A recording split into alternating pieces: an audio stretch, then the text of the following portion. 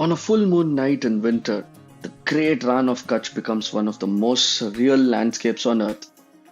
A flat, white salt desert stretching to the horizon in every direction, 27,000 square kilometers of it, reflecting the moonlight so completely that the ground seems to glow from below. The sky and the earth become the same pale silver. There are no shadows, there is no wind, there is nothing to orient yourself except the light coming from everywhere at once. During the monsoon, the same desert floods. Seawater from the Arabian Sea and rainwater from the north fill it to a shallow, shimmering lake. Then the rain stops. The water evaporates through summer, and by winter, it is once again white and flat and crystalline. A sea that becomes a desert becomes a sea again, on a cycle that has been running since before human memory. And somewhere in that annual transformation, in the brief spring between the desert and the flood, flamingos arrive by the tens of thousands, coloring the pale Rann in impossible pink. This is Gujarat, a state of extremes, the largest coastline in India and an inland salt desert larger than most countries, the birthplace of Mahatma Gandhi and the home of some of India's most entrepreneurial business people. The only place on earth where Asiatic lions still roam wild, and a food culture that has somehow convinced the world that vegetarian cooking cannot be deeply, completely satisfying, and then proved dish by dish that it absolutely can. Namaskar and welcome back to Around India in Half an Hour. I'm Ray and this is episode 7. From Goa, the smallest state, the long Portuguese shadow, the Susegard philosophy, we now come to Gujarat. In size, character, and historical weight, Gujarat is Goa's opposite. In almost every dimension, large, prosperous, commercially driven, ancient, and deeply proud of what it has built.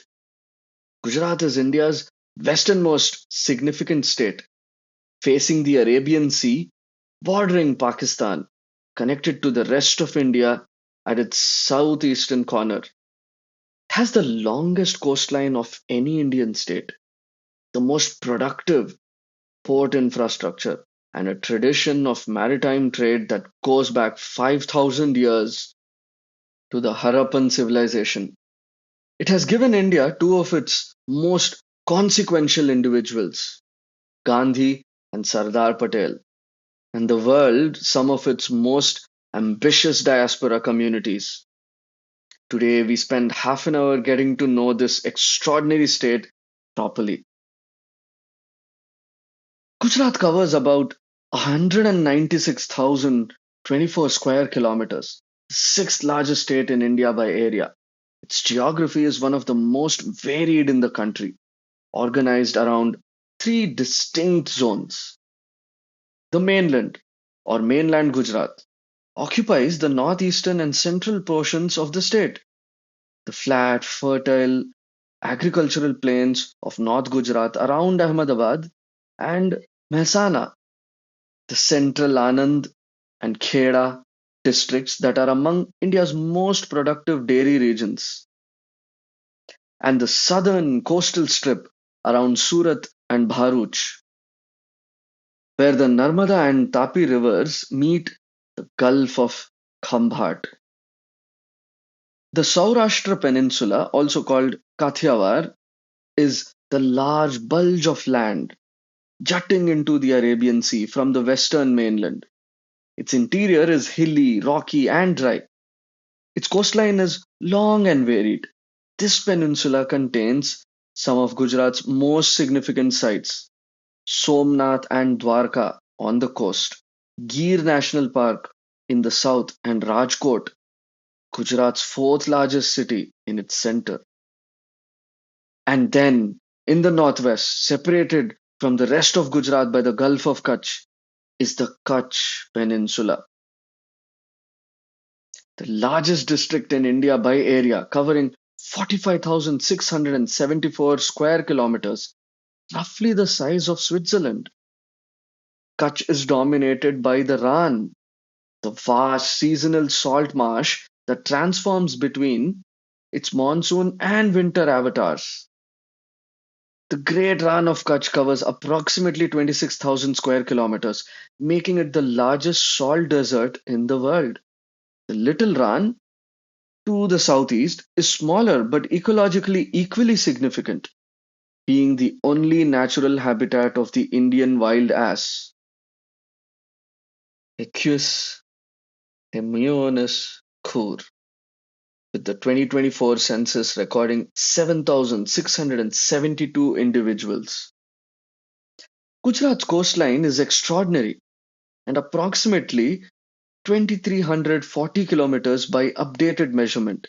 It is the longest coastline of any Indian state, accounting for roughly 21% of India's total. This coastline includes the Gulf of Kutch in the northwest, home to India's Marine National Park and some of its finest coral reefs, and the Gulf of Khambhat in the southeast, where massive tidal variations of up to 12 meters create one of the most dynamic marine environments in Asia. The coastline has over 140 islands, several major ports, including Mundra, which became the first Indian port to handle 200 million metric tons of cargo annually in FY 2025, and a fishing tradition that has sustained coastal communities for millennia.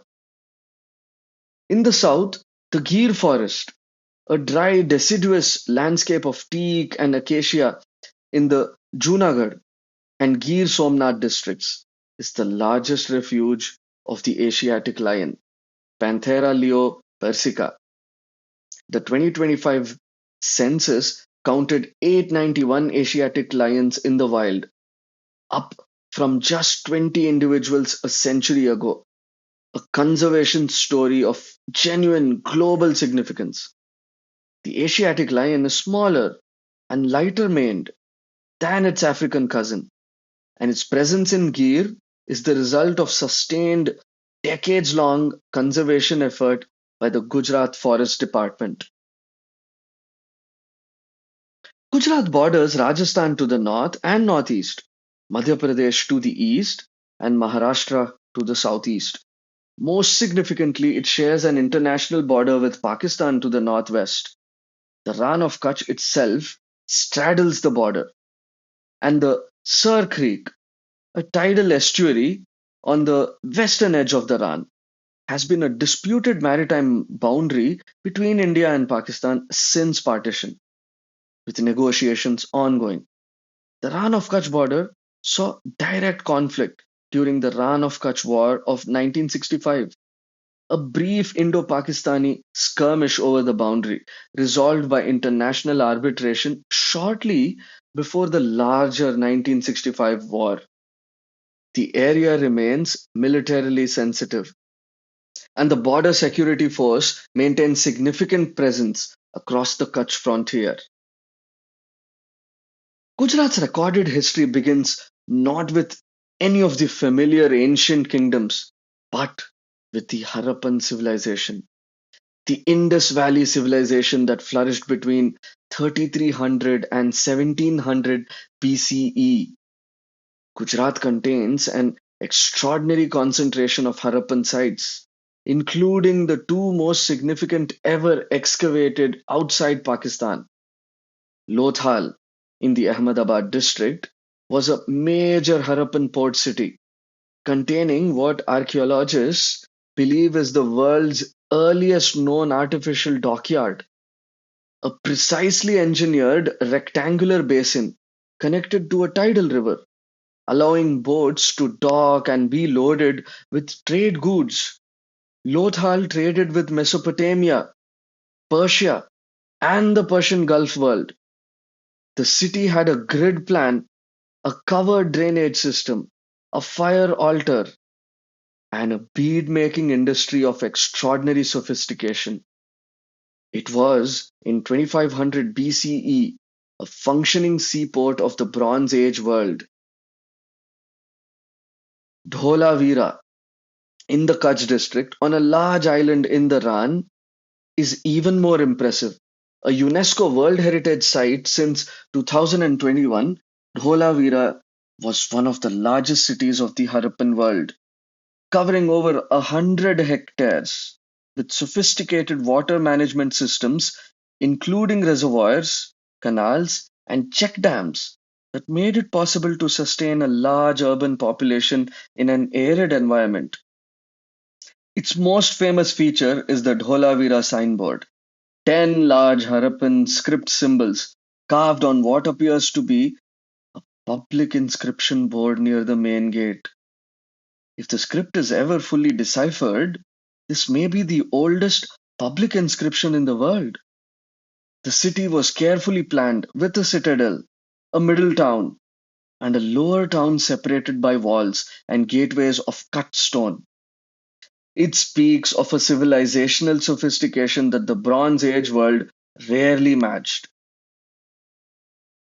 After the Harappan civilization's decline, Gujarat passes through the familiar succession of Mauryan, Shaka, Kushan, and Gupta authority. The distinctive local dynasty, the Maitraka, ruled from their capital at Palabhi near modern Bhavnagar from the 6th to the 8th centuries CE. Vallabhi was a significant Buddhist center. The Chinese pilgrim Xuanzang visited and described a prosperous city with universities and hundreds of monasteries. The era that Gujaratis most associate with their cultural peak is the Solanki, from approximately 942 to 1242 CE. The Solanki dynasty made Anhilwara, now Patan, their capital and presided over what is considered the golden age of medieval Gujarat. Their greatest king, Siddharaj Jaisin, who ruled from 1094 to 1143, was a warrior, an administrator, and an extraordinary patron of art and architecture. It was under his patronage that the Rani Ki Vav, the Queen's stepwell, was built at Patan. This extraordinary subterranean structure, now a UNESCO World Heritage Site, descends 7 stories below ground level through a sequence of colonnaded pavilions covered in thousands of exquisitely carved sculptures. It was built by Queen Udayamati as a memorial to her husband and is considered the finest example of a stepwell ever constructed in India. A stepwell, Vav in Gujarati, is uniquely Indian engineering solution to the challenge of accessing groundwater in a region with seasonal water scarcity. A well surrounded by descending stairs and galleries so that communities could reach the water table at any depth.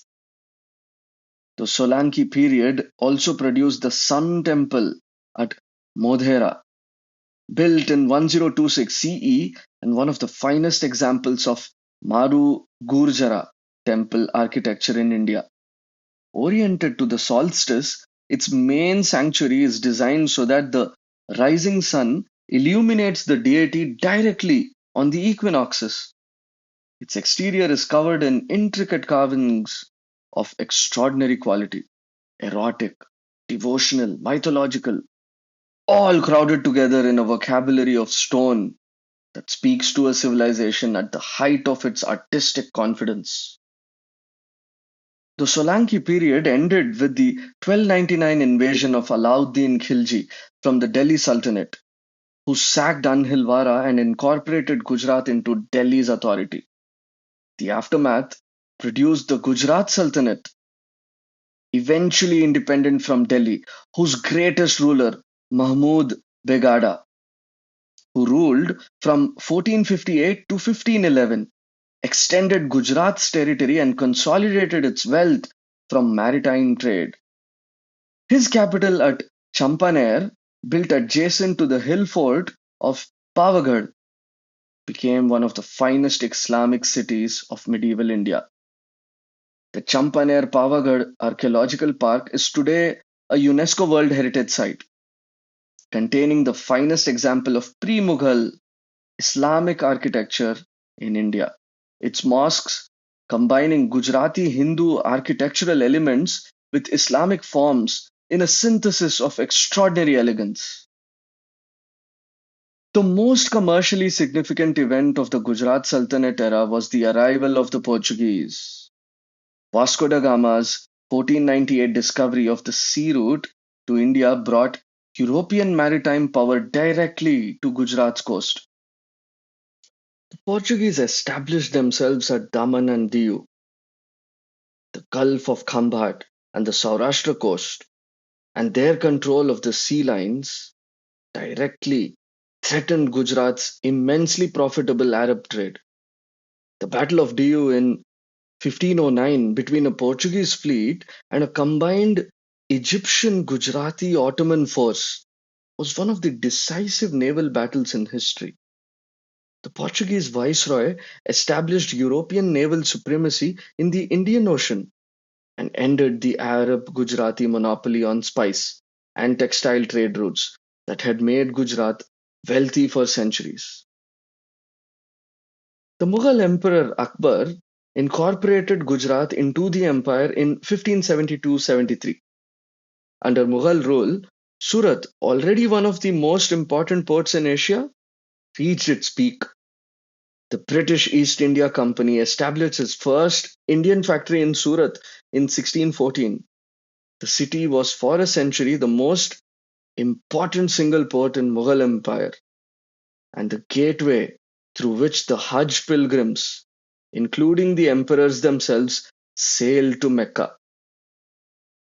Shivaji's sack of Surat in 1664 and 1670, targeting its wealth, was one of the most audacious early acts of Maratha power. After the Mughals, the Marathas, and then the British divided Gujarat between them. The Maratha Gaikwad, rulers of Baroda, now Vadodara, became one of the most culturally sophisticated princely states in India under British paramountcy. Their court, a center of music, art, and progressive social reform. And then came Gandhi. Mohandas Karamchand Gandhi was born on October 2nd, 1869 in Porbandar, a small coastal town in Saurashtra. He returned to India from South Africa in 1915 and established his ashram on the banks of the Sabarmati river in Ahmedabad. From Sabarmati Ashram, he launched the experiments in non-violent resistance that would reshape the history of the world. The most dramatic was the Dandi March of 1930, a 241-mile walk from Sabarmati Ashram to the coastal village of Dandi, where Gandhi picked up a handful of salt from the sea in deliberate defiance of the British salt tax. The march lasted 24 days and was followed by millions of Indians making their own salt in acts of civil disobedience. It was the moment the world understood that the British Empire could be resisted by walking. It began in Gujarat. Gujarat became a separate state on May 1st, 1960, carved from the old Bombay state along linguistic lines, with Gujarati speaking districts forming the new state and Marathi speaking districts forming Maharashtra. The first decades of statehood coincided with rapid industrial expansion. The textile mills of Ahmedabad, the chemical plants of Ankleshwar, the petrochemical complexes of the coast. Gujarat industrialized faster than most Indian states, driven by a business minded culture that had centuries of merchant tradition behind it. The state has also been the site of devastating natural disaster. The Bhuj earthquake of January 26, 2001 Republic Day measured 7.7 on the Richter scale and killed over 20,000 people, destroying much of Kutch district. The reconstruction that followed was one of the most extensive disaster recovery operations in Indian history, and it transformed the infrastructure of an entire region. Gujarat today has a population of approximately 70 million people, making it India's ninth most populous state. The capital is Gandhinagar, a planned city, one of India's few purpose built capitals, laid out in a grid on the Sabarmati River north of Ahmedabad.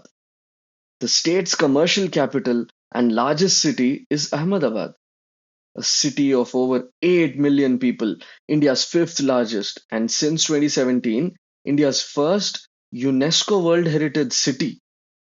Surat, the second city with a population similarly approaching 8 million, is the world's diamond cutting and polishing capital.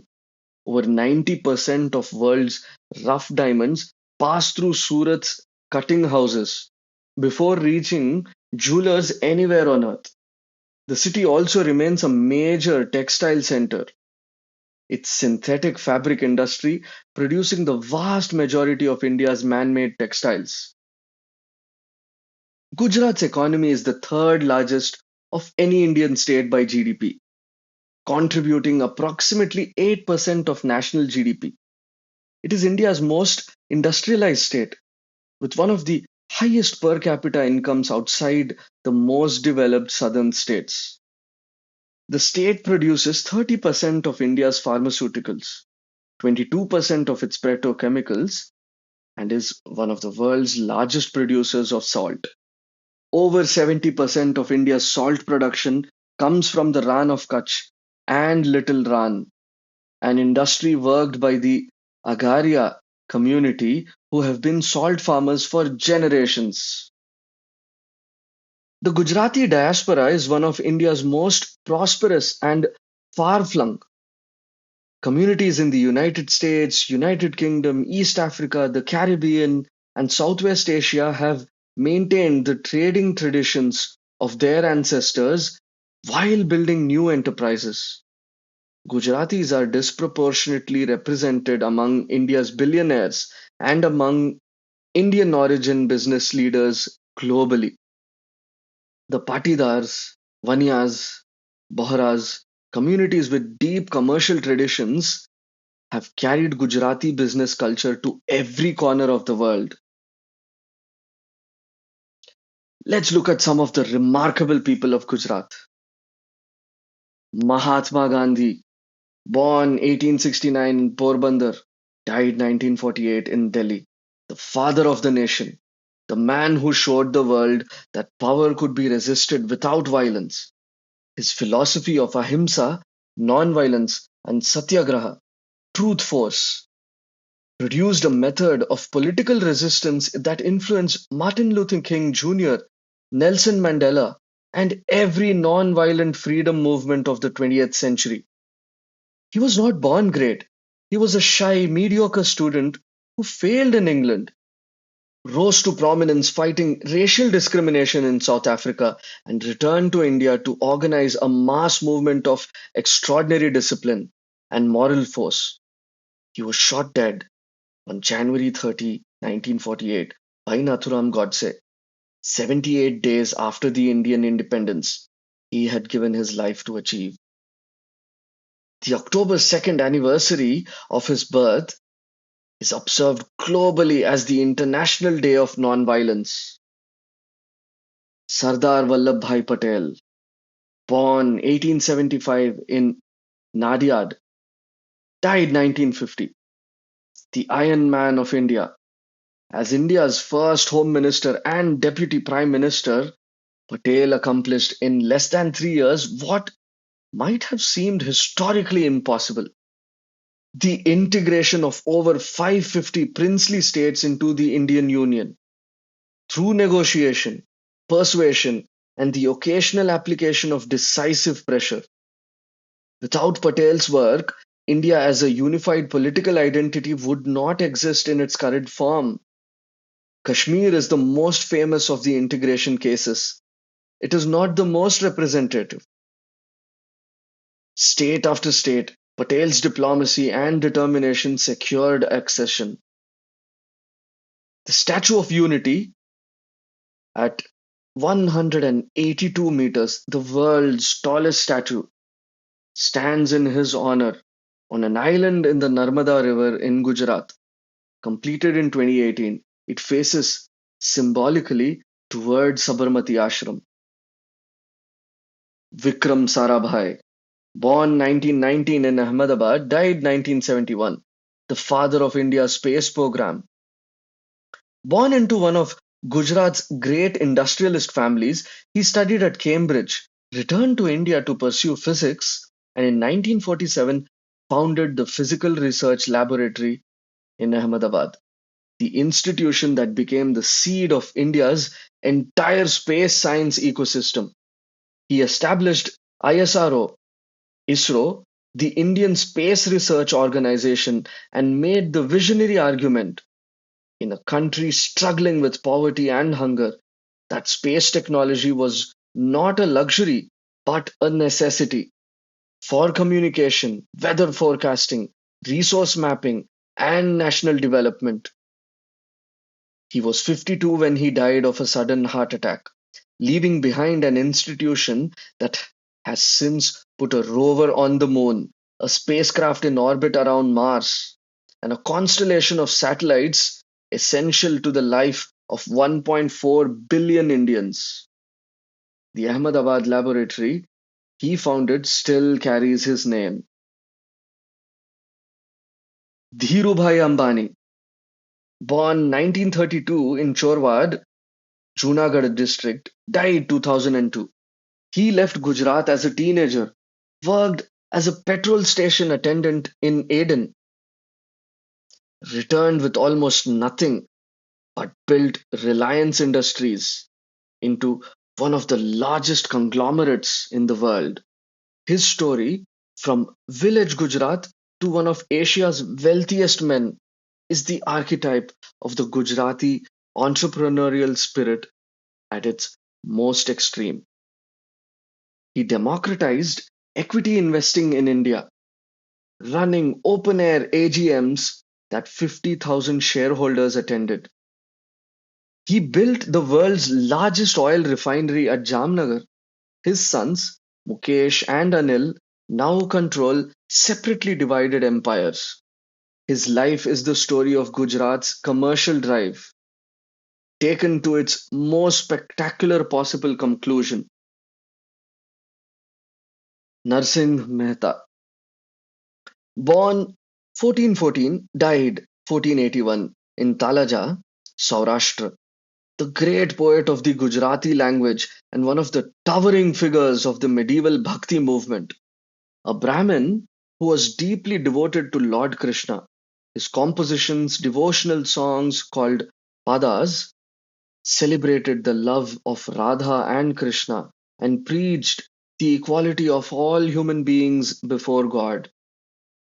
His most famous composition, Vaishnav Janto, he is a true Vaishnava who feels the pain of others, was Gandhi's favorite song. It was sung by hundreds of voices in the prayer meetings of the Indian independence movement. It remains 550 years after it was written the closest thing Gujarat has to a spiritual anthem. Homi Bhabha, born 1909 in Mumbai to a Parsi family with Gujarati roots, died 1966. The father of India's nuclear program, a physicist of world class distinction who studied and worked in Cambridge. And with Paul Dirac, Bhabha returned to India after independence and persuaded Nehru to establish the Atomic Energy Commission and the Tata Institute of Fundamental Research. He built India's nuclear capacity from nothing. He is the reason India became a nuclear power. He died in a plane crash in Mont Blanc in 1966 at 56, at the height of his powers. Gujarati cuisine is one of the great vegetarian culinary traditions in the world. Shaped by the dominance of Hindu and Jain values of non-violence, the absence of meat in most Gujarati households has pushed the cuisine toward an extraordinary sophistication in what can be achieved with grains, legumes, vegetables, dairy, and spice. The characteristic flavor profile is sweet, tangy, and subtly spiced. A balance unlike any other Indian cuisine, achieved partly through the use of jaggery in savory dishes and tamarind or dried mango powder for tartness. Dhokla, the dish most associated with Gujarat in the Indian imagination. A steamed cake of fermented rice and chickpea flour batter, spongy, slightly sour from fermentation. Finished with a tempering of mustard seeds and curry leaves in oil, and garnished with grated coconut and coriander. It is eaten at breakfast, as a snack, at celebrations. It is light, addictive, and completely unlike anything else in the rest of Indian cuisine. The version most people know, yellow, made with chickpea flour, is technically khaman. The traditional dhokla, made with rice and lentil batter, is slightly different. Both are extraordinary. Hepla, a soft, spiced flatbread made from wheat flour with fresh or dried fenugreek leaves, turmeric, cumin, and yogurt worked into the dough.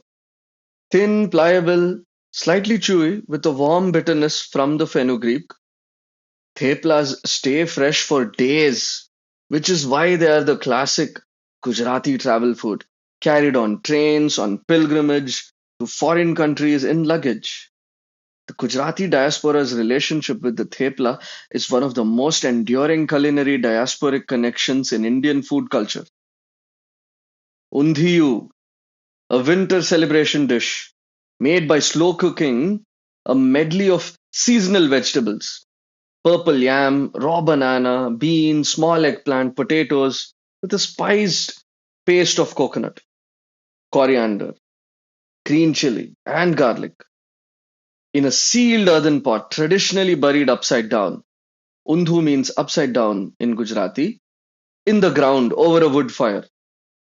The result, after long slow cooking, is a dish of extraordinary depth, each vegetable retaining its character while being infused with the flavor of everything around it. Modern undhiyu is cooked in pressure cookers or vessels, but the concept, sealed, slow winter vegetables, remains. It is the quintessential Makar Sankranti dish, the food of the kite festival. Fafda and jalebi, the classic Gujarati breakfast combination, particularly on festival mornings. Fafda is a crispy, savory strip of gram flour dough, fried until golden and crunchy, with a clean, simple chickpea flavor. Jalebi is its sweet counterpart, a spiral of refined wheat flour batter, fried until crisp, and immediately soaked in sugar syrup until it's damp with sweetness. The combination of the two, salty and crisp against hot and sweet, is an experience of pure contrast. On the Sahara morning, across Gujarat, this is what people eat: khandvi, thin, silky rolls of cooked gram flour and yogurt, seasoned, cooled, rolled, and finished with a mustard seed and coconut tempering. The technique, cooking the batter to exactly the right consistency, spreading it thin on a surface, rolling it before it sets, requires precision that experienced cooks make look effortless. The result is delicate, smooth, subtly tangy. It is one of the most technically demanding snacks in Indian cuisine and one of the most rewarding. Gujarati thali, full Gujarati meal, a rotating system of small servings that represents the culinary philosophy of the state. Balance. A typical thali includes dal with a sweet tart finish, a dry vegetable preparation, a wet vegetable curry, two types of flatbread, roti and puri or thepla, rice, curry, a yogurt based soup, a farsan, snack like item like dhokla or fafda, a pickle, and a sweet, often shrikhand, thick strained yogurt sweetened with sugar and flavored with cardamom and saffron, or mohanthal, a dense, fragrant gram flour fudge. The sweet appears at the beginning, the middle, and the end because in Gujarat, sweetness is not an afterthought. It is woven through everything. Let's look at some of the places you can visit in Gujarat while you're touring the state. Dholavira, the Harappan city in Kutch, now a UNESCO World Heritage Site. Walking through its excavated structures, the reservoirs, the gateways, the citadel is to stand in a city that was designed and built 4,500 years ago with a sophistication that architects today still study. Rani Ki Vav, Patan, the UNESCO World Heritage Stepwell, the finest of its kind in India, descending into 7 stories like descending into a subterranean sculpture gallery. The walls lined with thousands of figures in stone, each perfectly executed. Gir National Park, the only place on earth to see wild Asiatic lions. Safari drives through the dry deciduous forest with the possibility of encountering a pride of lions in the morning light. It's one of the most exceptional wildlife experiences in India. The Rann of Kutch, visited during the Ran Utsav festival, November to February, when the state government creates a tent city at the edge of the Ran, and the white desert is at its most spectacular. The full moon nights are the highlight. Nearby, the Kutch district also offers the extraordinary craft traditions of its communities. Embroidery, bandhani, tie-dye, copper bellwork concentrated in villages around Bhuj, Somnath. On the southern coast of Saurashtra, the Somnath temple is one of the 12 Jyotirlinga shrines of Shiva, among the holiest in Hinduism. The current temple, rebuilt after repeated destruction by invaders, including Mahmud of Ghazni, who attacked it 17 times according to tradition, stands on the same cliff above the Arabian Sea. The sea is visible from the sanctum. It is a place of extraordinary atmosphere, a feeling of standing at the edge of the world, at a shrine that has refused, across 1,000 years of violence, to stop existing. Dwarka, the city associated with Lord Krishna, on the westernmost tip of Saurashtra, one of the 4 sacred Chardham pilgrimage sites of Hinduism. The Dwarkadish temple, its 5 story spire visible from the sea, draws hundreds of thousands of pilgrims annually. Offshore, archaeologists have identified submerged structures in the Gulf of Kutch, believed by some to be the evidence of an ancient city dating back thousands of years. Champaner Pavagadh, the UNESCO World Heritage Archaeological Park, with its extraordinary pre-Mughal mosques, palaces, and Jain temples. The hilltop fort of Pavagadh above the city offers spectacular views. Ahmedabad, India's first UNESCO World Heritage City. Its walled old city, the Pearl neighborhoods, contains a system of intricately connected residential lanes, each with their own community identity, carved wooden haveli, facades, and shared facilities. The Sabarmati Ashram, Gandhi's home from 1917 to 1930, sits on the riverbank and is one of the most moving heritage sites in India. A small, simple complex of buildings where the philosophy of the Indian independence movement was thought out and lived. Navratri, the night festival of 9 nights celebrating the goddess Durga, is celebrated across India but nowhere with the intensity of Gujarat. Garba, the cultural folk dance performed through Navratri nights, is a Gujarati cultural institution of extraordinary vitality. Groups of dancers in traditional dresses move in a concentric circle around a central lamp or icon, performing intricate step patterns to the rhythm of live folk music and its contemporary successors. The scale of Navaratri Garba in Ahmedabad, Vadodara, and Surat, arenas holding tens of thousands of dancers performing for 9 consecutive nights, is one of the great festival spectacles in India. The dance itself has been recognized by UNESCO as an intangible cultural heritage. Makar Sankranti and the International Kite Festival on January 14th, Gujarat celebrates the Harvest Festival with the country's most spectacular kite flying tradition. The International Kite Festival in Ahmedabad draws kite makers and flyers from across the world. The skies over the city and indeed over most of rural Gujarat fill with thousands of kites of every shape, color, and design.